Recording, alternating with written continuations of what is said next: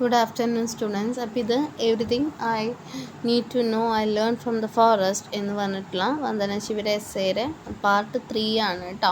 അപ്പോൾ അതിനു മുമ്പ് നമ്മൾ ഡിസ്കസ് ചെയ്തു, ഇതൊരു എക്കോളജിക്കലായിട്ടുള്ളൊരു ജേണിയാണ്. പരിസ്ഥിതിയെ പറ്റി കൂടുതൽ അറിയുന്നതും പരിസ്ഥിതി സംരക്ഷണത്തിൻ്റെ പ്രാധാന്യമൊക്കെ പറ്റി പറയുന്ന വന്ദന ശിവയുടെ എക്കോളജിക്കൽ ജേണി പറയുന്ന ഒരു എസ്സേ ആണത്.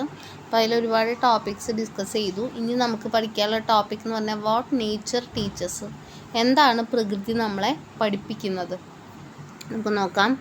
Today at a time of multiple crisis intensified by the globalisation, നമുക്കറിയാം ഇന്ന് ഗ്ലോബലൈസേഷൻ വന്നു, ആഗോളവൽക്കരണം വന്നപ്പോൾ ഒരുപാട് പ്രശ്നങ്ങൾ, ഒന്നിൽ കൂടുതൽ പ്രശ്നങ്ങൾ നമ്മൾ അഭിമുഖീകരിക്കുന്നുണ്ട്, ലോകം അഭിമുഖീകരിക്കുന്നുണ്ട്. അപ്പോൾ we need to move away from the paradigm of nature as dead matter.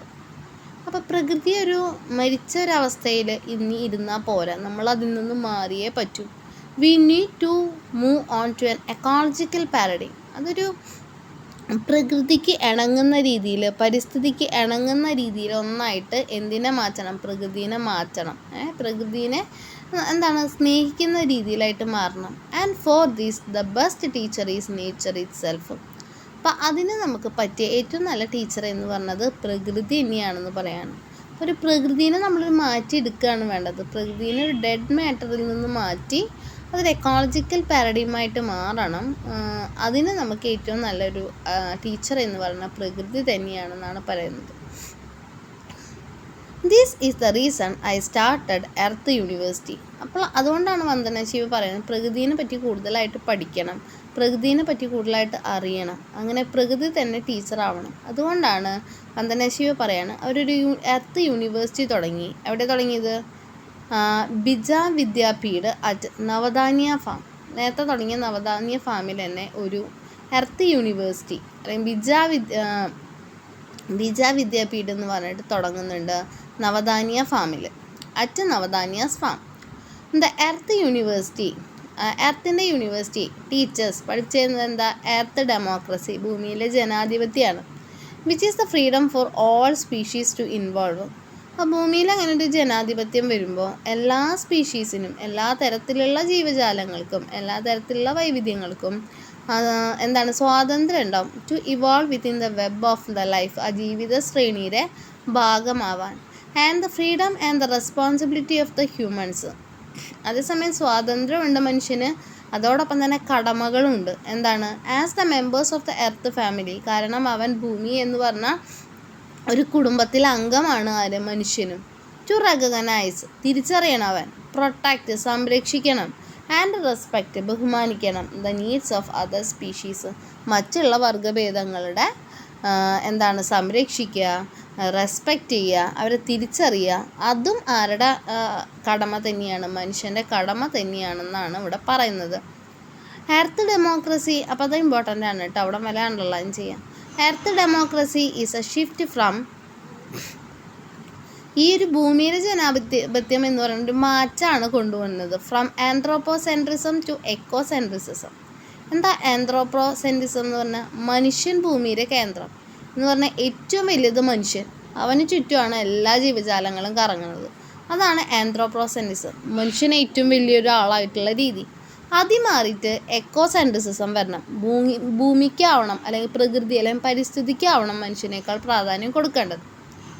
And since we all depend on the earth, കാരണം നമ്മളെല്ലാവരും ഭൂമിയെയും ഭൂമിയിലെ മറ്റ് സ്രോതസ്സുകളെയും ഭൂമിയിലെ വസ്തുക്കളെയും ആശ്രയിക്കുന്നത് കൊണ്ട് earth democracy translate into human rights to food and water, to freedom from hunger and thirst. അപ്പോൾ എർത്ത് ഡെമോക്രസി ട്രാൻസ്ലേറ്റ് ചെയ്യാണ്, മനുഷ്യൻ്റെ അവകാശം തന്നെയാണ് ഭക്ഷണം, വാട്ടർ, വെള്ളം എന്ന് പറയണത്. To freedom from hunger and thirst, അവന് സ്വാതന്ത്ര്യമാണ് വിശപ്പിൽ നിന്നും ദാഹത്തിൽ നിന്നും, ആ ഒരു മാറ്റം വരണം. Because the earth university is located at Navdanya, a biodiversity farm, the participant learns to work with living seeds, living soil and web of life. അപ്പോൾ ഈ ഒരു യൂണിവേഴ്സിറ്റി, എർത്ത് എന്ന് പറഞ്ഞ യൂണിവേഴ്സിറ്റി തുടങ്ങിയത് നവധാന്യ ഫാമിൻ്റെ അടുത്തായതുകൊണ്ട് തന്നെ അവിടെ ഇങ്ങനെ പ്രാക്ടിക്കലായിട്ടുള്ള ഓരോ വിത്ത് ഇനങ്ങളും പഠിക്കാനും അതുപോലെ ലിവിങ് സോയിലിനെ മനസ്സിലാക്കാനും ജീവിതത്തിൻ്റെ വെബ് മനസ്സിലാക്കാനും കുറച്ചും കൂടെ പ്രകൃതിയെ അടുത്തറിയാനും ഈ പഠിക്കുന്ന വിദ്യാർത്ഥികൾക്ക് സാധിച്ചിരുന്നു.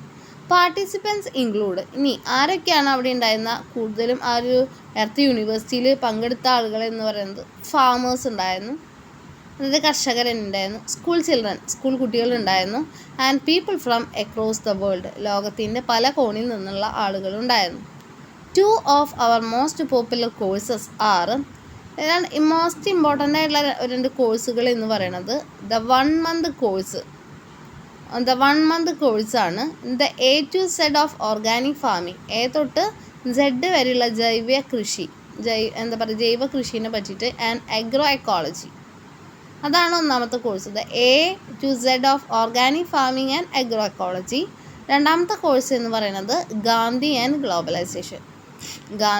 ഗ്ലോബലൈസേഷൻ ആയിരുന്നു. ഇതൊക്കെ 1 month കോഴ്സുകൾ ആയിരുന്നു. അപ്പോൾ അത് ഇമ്പോർട്ടൻ്റ് ആണ് കേട്ടോ, ഇത് നോക്കുക. ഓക്കെ, അത് ഇമ്പോർട്ടൻ്റ് ആയിട്ടുള്ളതാണ്. അപ്പോൾ അത് നോക്കുക. ഇനി നമുക്കിവിടെ ഒരു ടോപ്പിക് എന്ന് പറഞ്ഞാൽ ദ പോയട്രി ഓഫ് ഫോറസ്റ്റ് എന്ന് പറഞ്ഞിട്ട് ഇവിടെ ഒരു ടോപ്പിക് വരുന്നുണ്ട്. അപ്പം അതിൽ ഇവിടെ നമ്മുടെ പോയറ്റായിട്ടുള്ള നമ്മുടെ രവീന്ദ്രനാഥ് ടാഗോറിനെ പറ്റിയാണ് പറയണത്. ടാഗോർ നമ്മുടെ നാഷണൽ പോയറ്റാണ്. അതുപോലെ തന്നെ നമുക്കറിയാം രവീന്ദ്രനാഥ് ടാഗോറിന് നോബൽ പ്രൈസ് കിട്ടിയിട്ടുണ്ട് ലിറ്ററേച്ചറിന്.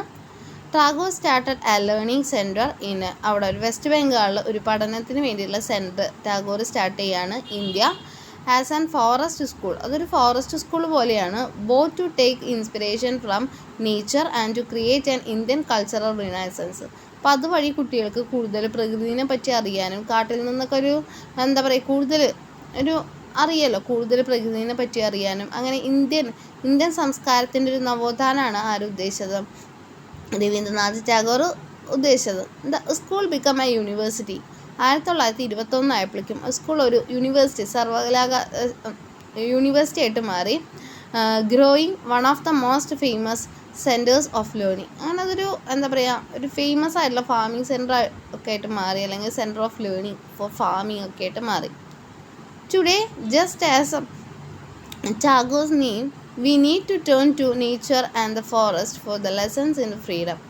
അപ്പോൾ ഫ്രീഡത്തെ പറ്റിയൊക്കെയാണ് നമുക്ക് കൂടുതൽ നേച്ചർ നമുക്ക് പറഞ്ഞു തരുന്നതെന്നൊക്കെ പറയാണ്.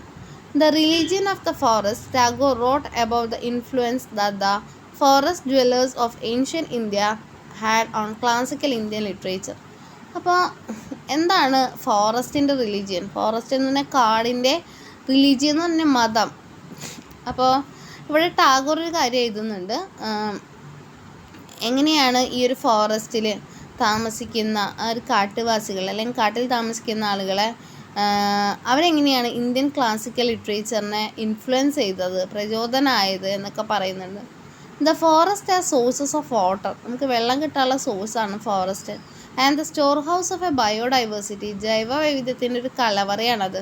That can teaches the lessons of democracy, അതുകൊണ്ട് തന്നെ ആ കാടുകൾക്ക് നമുക്ക് ജനാധിപത്യത്തിൻ്റെ നല്ല പാഠങ്ങൾ, എങ്ങനെ എല്ലാവരെയും ഒരുപോലെ കാണാം, ഒരു അസമത്വം ഇല്ലാതെ എങ്ങനെ കാണാം എന്നുള്ള ജനാധിപത്യത്തിൻ്റെ നല്ല പാഠങ്ങൾ നമുക്ക് പറഞ്ഞു തരുന്നുണ്ട്. Of leaving space for others while drawing sustenance from the common web of life. Tagore so unity within nature as the highest stage of human evolution. Underline ചെയ്യാം. ടാഗോറിൻ്റെ കണ്ണിൽ യൂണിറ്റി, പ്രകൃതിക്കുള്ള ആ ഒരു ഒത്തൊരുമയാണ് മനുഷ്യൻ തുടങ്ങിയ കാലം തൊട്ടുള്ള ഹ്യൂമൻ എവല്യൂഷൻ, മനുഷ്യൻ്റെ ആ ഒരു തുടക്കം തൊട്ടുള്ള അവൻ്റെ ആ ഒരു സ്റ്റാർട്ടിങ് തൊട്ടുള്ള അവൻ്റെ തൊട്ട് നോക്കുകയാണെങ്കിൽ ഹയസ്റ്റ് സ്റ്റേജ് എന്ന് പറയുന്നത് ആ ഒരു പ്രകൃതിയിൽ കാണുന്ന, നേച്ചറിൽ കാണുന്ന യൂണിറ്റി തന്നെയാണെന്ന് പറയാണ് Tagore. So unity with the nature, പ്രകൃതിയിലുള്ള ആ ഒരു ഒത്തൊരുമയാണ് as the highest stage of human evolution. ഇനി അദ്ദേഹത്തിൻ്റെ ഒരു എസ്സേയുടെ പേര് പറയാണ്. ടാഗോറിൻ്റെ ഒരു എസ്സേയുടെ പേര് തപോവൻ എന്നാണ്. തപോവൻ ദ മീനിങ് എന്താ? Forest of purity. അപ്പോൾ അത് പഠിച്ചു വയ്ക്കുക കേട്ടോ. ദ ഫോറസ്റ്റ് ഓഫ് പ്യൂരിറ്റി എന്നാണ് തപോവൻ്റെ മീനിങ്. ടാഗോർ റൈറ്റ്സ്, അതിൽ ടാഗോർ എഴുതിയത് എന്താ? Indian civilisation has been distinctive in locating its source of regeneration material and intellectual in the forest not the city. എന്താ പറഞ്ഞത്? ഇന്ത്യയുടെ ആ ഒരു സാംസ്കാരിക പാരമ്പര്യം അല്ലെങ്കിൽ ഇന്ത്യയുടെ സിവിലൈസേഷൻ എന്ന് പറയുന്നത് അതിനൊരു വ്യത്യസ്തത ഉണ്ടായിരുന്നു. അത് റീജനറേഷൻ, അതുപോലെ തന്നെ മെറ്റീരിയൽ ആൻഡ് ഇൻ്റലക്ച്വൽ, അതിനൊക്കെ കൂടുതലും അത് ചേർത്ത് പിടിച്ചത് എവിടെയാണ്? ഫോറസ്റ്റുകളിലാണ്, സിറ്റിയിലല്ല.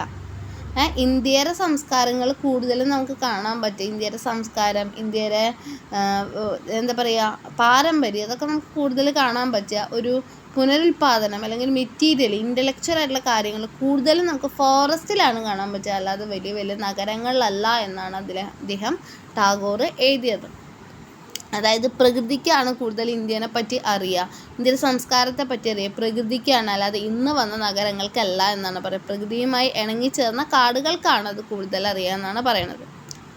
ഇനി India's best ideas have come where man was in communion with trees and rivers and lakes away from the crowds. വേറൊരു കാര്യം കൂടെ ടാഗോർ പറയുന്നുണ്ട്. ഇന്ത്യയിലെ നല്ല നല്ല ആശയങ്ങൾ, അല്ലെങ്കിൽ ഇന്ത്യയിലെ വലിയ വലിയ ബുദ്ധിമാന്മാർ നല്ല നല്ല ആശയങ്ങൾ കൊണ്ടുവരുന്നത് അവർ കൂടുതലും പുഴയോടും എന്താ പറയുക മരങ്ങളോടും തടാകങ്ങളോടും ഒക്കെ ചേർന്നിരിക്കുമ്പോഴാണ്, കമ്മ്യൂണിയനായിട്ടിരിക്കുമ്പോഴാണ്.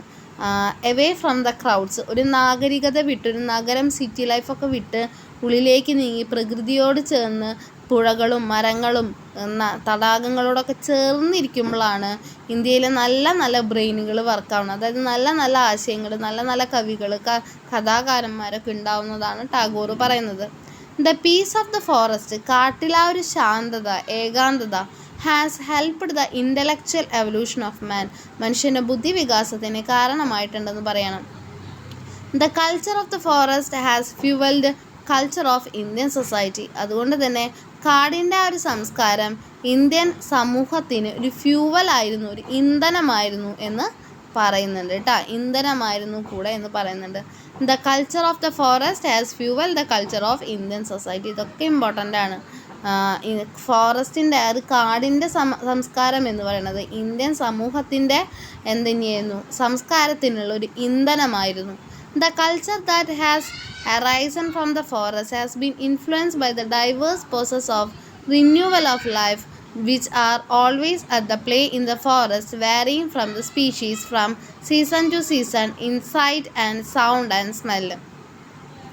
അപ്പോൾ അങ്ങനെയുള്ള ഒരു കാടുകളിൽ നിന്ന് വന്ന സംസ്കാരം എന്ന് പറയുന്നത് അതിനെ ഇൻഫ്ലുവൻസ് ചെയ്യുന്ന ഒരുപാട് ഘടകങ്ങളുണ്ട്.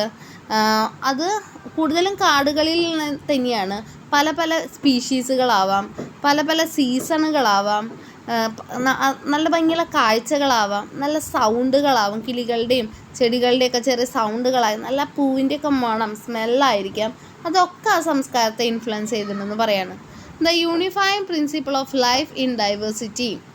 അപ്പം അതുകൊണ്ട് തന്നെ ഇന്ത്യ എന്ന് പറയുന്ന രാജ്യം, അല്ലെങ്കിൽ ഒരുപാട് വ്യത്യാസങ്ങളുള്ള വൈവിധ്യങ്ങളുള്ള രാജ്യങ്ങളാണ്. അപ്പം അതിലൊരു ഒത്തൊരുമയുടെ പ്രിൻസിപ്പിൾ എന്ന് പറയുന്നത്, the unifying principle of life in diversity of democratic pluralism thus became the principle of Indian civilisation. അപ്പം അതുകൊണ്ട് തന്നെ ഒരുപാട് വ്യത്യാസങ്ങളുണ്ട്, ഡൈവേഴ്സിറ്റി ഉണ്ട്. അതിലൊരു യൂണിഫൈങ് പ്രിൻസിപ്പിൾ ഉണ്ട്, ഒത്തൊരുമ. ആ ഒരു ഒത്തൊരുമ എന്ന് പറയുന്നത് എന്താ? ഡെമോക്രാറ്റിക് പ്ലൂറലിസമാണ്. എന്ന് പറഞ്ഞാൽ എന്താ?